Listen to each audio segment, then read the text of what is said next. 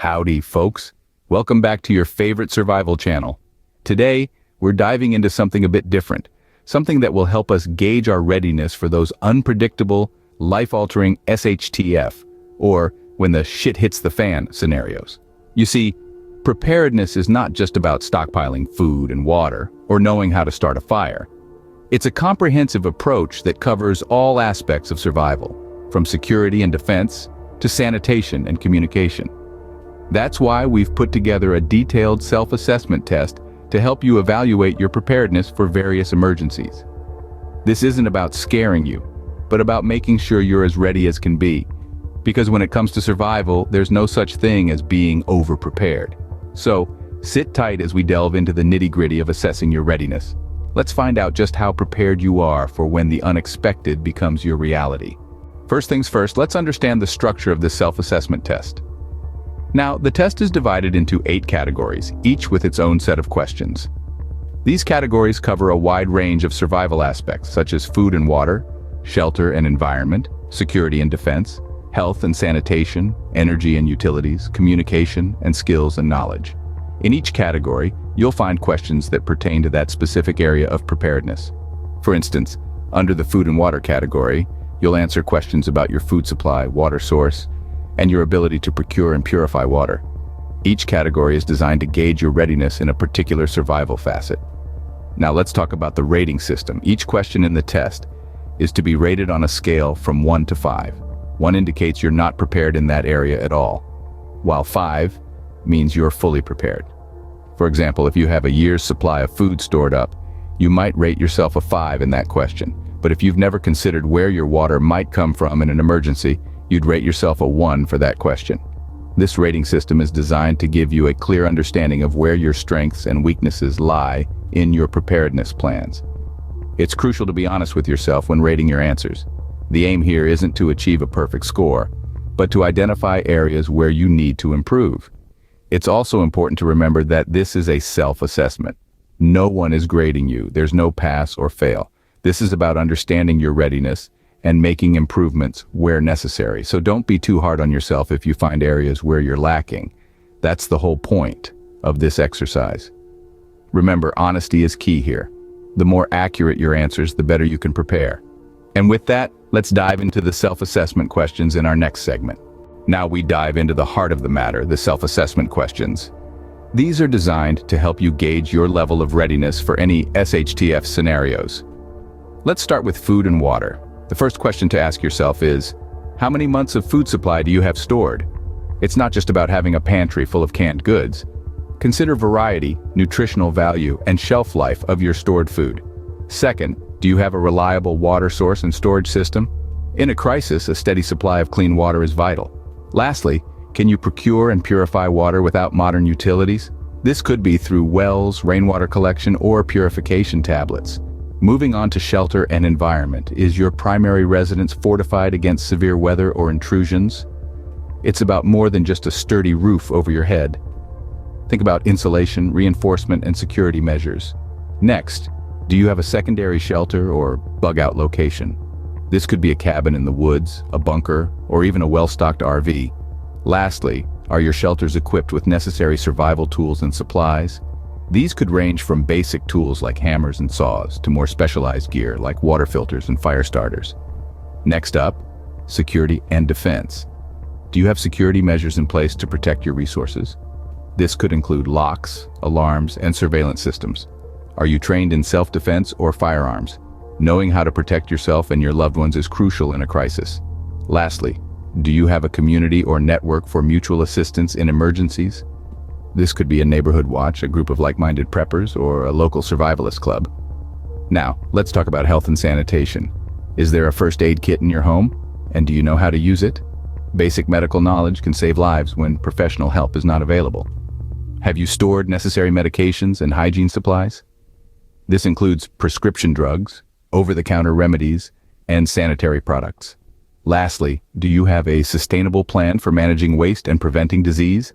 Composting toilets, waste disposal systems, and knowledge of basic hygiene practices are essential here. Moving on to energy and utilities. Do you have an alternative power source, such as solar panels or generators? In a world without electricity, being able to generate your own power can be a game changer. Are you able to maintain heating and cooling without external power? This could involve wood-burning stoves, passive solar design, or insulation techniques. Lastly, do you have the skills to repair or improvise utilities in a breakdown? This could be anything from fixing a leaky pipe to rewiring a generator. Next, we consider communication. Do you have reliable methods to communicate locally and long distance when conventional systems fail? This could be through ham radios, satellite phones, or even messenger pigeons. Are you equipped with radios, satellite phones, or other emergency communication devices? Redundancy is key in communication. The more methods you have, the better. Finally, we look at skills and knowledge. Do you have practical survival skills like fire making, shelter building, or navigation? These skills can't be bought. They must be learned and practiced. Are you knowledgeable about local flora and fauna for foraging or hunting? Knowing what you can eat and what to avoid can be a lifesaver. Lastly, do you regularly update your skills and knowledge through training or research? The world of prepping is always evolving, and continual learning is crucial. With these questions answered, you're one step closer to understanding your preparedness level. Remember, this isn't about passing or failing. It's about identifying areas for improvement and taking steps towards becoming more prepared. So don't be too hard on yourself if you don't have all the answers yet. This is a journey, and every step you take brings you closer to being ready for whatever may come. All right, with the questions out of the way, it's time to dive into the scoring system. Now, for each question, you're going to rate yourself on a scale from 1 to 5. 1 means you're not prepared in that area at all, and 5 means you're fully prepared. Be honest with yourself here. There's no point in fudging the numbers. Once you've scored each question, add up your totals for each category. That's right, you're going to have 7 scores, 1 for each category we discussed. This will give you a clear picture of not only your overall readiness, but where your strengths and weaknesses lie. Now, some quick math. Add up all your category totals to get your grand total. This will be your comprehensive prepper readiness score, a snapshot of your overall preparedness. Keep that number handy. It's going to be important in our next segment. With your scores in hand, let's decipher what they mean. Once you have your total score, it's time to analyze what it means. Now let's take a gander at these numbers and see what they're trying to say. You've got your score in your hand, and it's time to figure out where you stand on the readiness scale. If you've scored between 0 and 30 points, you're in the range that we call severely underprepared. Don't fret though. We all start somewhere, and now that you've identified where you stand, you've taken the first step towards becoming more prepared. Next up, if you've scored between 31 and 60 points, you're at a level of basic preparedness. You've got some of the basics down, but there's significant room for improvement. It's time to roll up your sleeves and get into the nitty-gritty of prepping. For those who've scored between 61 and 90 points, you're moderately prepared. You've got a good foundation, but there are certain areas that need enhancement. It's time to focus on these areas and take your preparedness to the next level.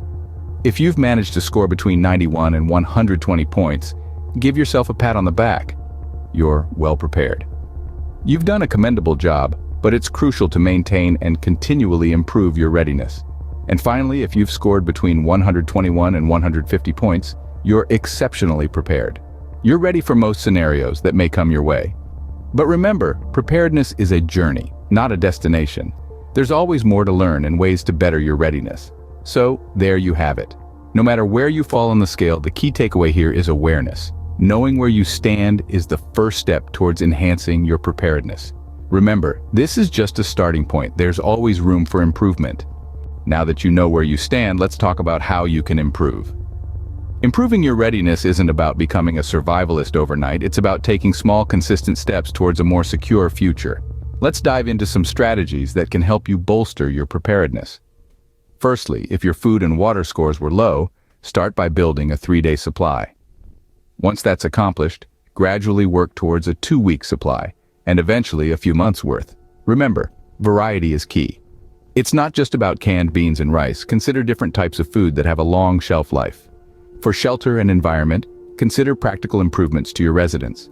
This could be as simple as reinforcing doors and windows or learning basic repair skills. If you don't have a secondary shelter, start exploring options. It doesn't have to be a remote cabin. It could be a friend's place in a different town or a designated campsite. When it comes to security and defense, knowledge is power. Join a local self-defense class or consider a firearms safety course if it aligns with your beliefs and local laws. Networking with like-minded individuals can also provide a sense of community and mutual support. Health and sanitation often go overlooked, but they're crucial in a crisis. Learn basic first aid, store necessary medications, and devise a plan for waste management. It's not the most glamorous part of preparedness, but it's vital. For energy and utilities, start by learning how to perform basic repairs around your home. Research alternative power sources that could work for your situation. Even a simple solar-powered charger can be a lifesaver in an emergency. Lastly, communication and practical survival skills can make a world of difference. Learn how to use a ham radio or invest in a good quality satellite phone. Brush up on your navigation skills and learn about local flora and fauna. There are numerous resources available for training and skill development. Online courses, books, local workshops, and even YouTube tutorials can be a great starting point. With these recommendations, you're set to enhance your preparedness. Remember, preparedness is a journey, not a destination. It's about continual learning and adaptation. So keep assessing, keep learning, and keep improving. Well, that's about it for our comprehensive prepper readiness self-assessment. It's been quite the journey, hasn't it? We've delved into the depths of your readiness, assessed every nook and cranny, and hopefully, we've given you a clear map of where you stand on the path of preparedness. Let's take a moment to remind ourselves why this self-assessment is so crucial. It's all about self-awareness, folks. Knowing where we excel, and more importantly, where we need to improve. It's about taking an honest look at our skills, our supplies, and our strategies, and making the necessary adjustments to ensure we're ready for whatever comes our way. Remember, preparedness isn't a destination, it's a journey. It's a continual process of learning, adapting, and improving, so don't be disheartened if your score wasn't what you hoped. Use it as a stepping stone, a launch pad to propel you towards greater readiness. And if you scored well, don't rest on your laurels. There's always room for refinement, for honing your skills and expanding your knowledge. Keep pushing, keep learning, and keep readying yourself for the unexpected. Consider joining a local prepper group or online forum. It's a great way to share knowledge, learn new skills, and get feedback on your preparations. And remember to keep an open mind. Every prepper has a unique perspective, and there's always something new to learn.